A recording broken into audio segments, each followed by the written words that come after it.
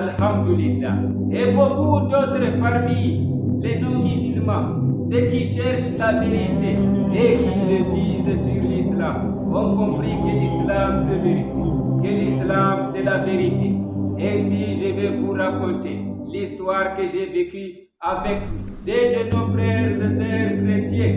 L'un était un islamophobe qui avait la haine envers l'islam.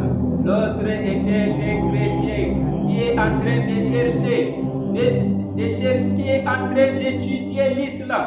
Un jour, on était assis ensemble, l'islamophobe et le véridique frère chrétien, qu'Allah le guide vers l'islam.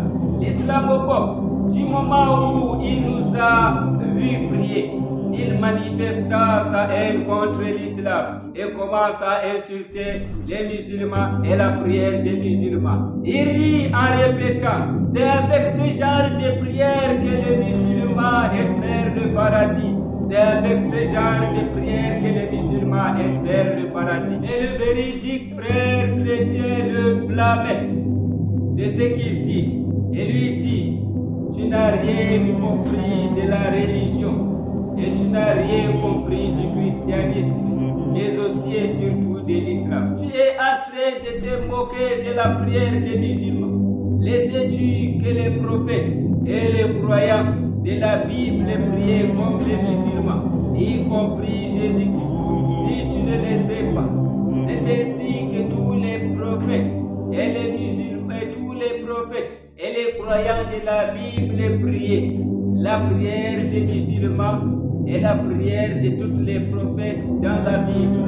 Donc si tu te moques de la prière des musulmans, c'est de la prière de Jésus-Christ, d'Abraham, de Moïse et tous les prophètes que tu es en train de te moquer. Car c'est comme ça que tous ces prophètes ont prié. Ils ont prié comme les musulmans.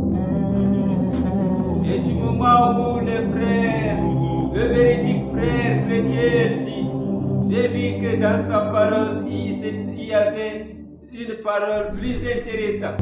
Je me suis rapproché d'eux. Et le véridique frère chrétien dit encore, normalement, les chrétiens devraient prier comme les musulmans.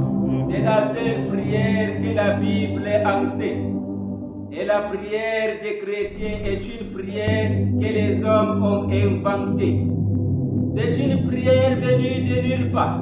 L'islamophobe, celui donc qui avait la haine pour l'islam, qui avait la haine pour les musulmans, qui nous insultait pour rien, il s'est tué. Il n'avait rien à dire, il voulait m'enfuir. En disant à notre frère, le véridique frère chrétien, arrête, je connais tout ça. Le véridique frère chrétien dit encore à l'islamophobe, retire ta haine sur l'islam. Si c'est le paradis que tu veux, deviens musulman. Parce que le christianisme est une religion de doute.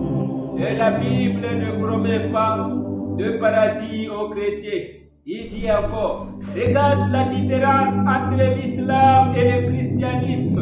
Et regarde encore pourquoi je vous dis que l'islam est une religion de vérité.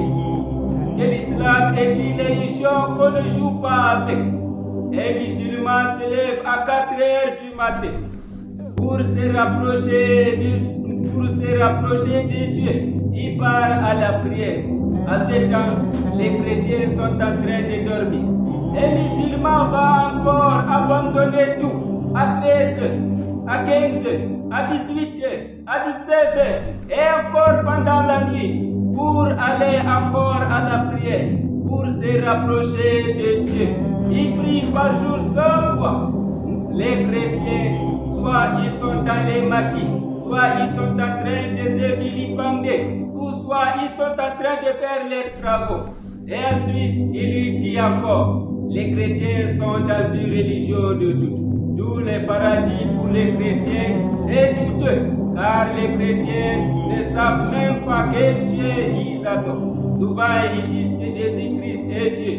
Souvent ils disent que Jésus-Christ est fils de Dieu. Souvent ils disent que Jésus-Christ est prophète. Souvent ils disent que Jésus-Christ est Saint-Esprit. Souvent ils disent même que c'est Dieu incarné. Chacun dit ce qu'il veut. Chacun dit ce qu'il veut. Et il dit encore, au moment où tous les musulmans du monde entier disent que Jésus-Christ est l'envoyé de Dieu, et c'est confirmé dans la Bible, il y a plus de 50 versets où Jésus-Christ dit qu'il a été envoyé par Dieu.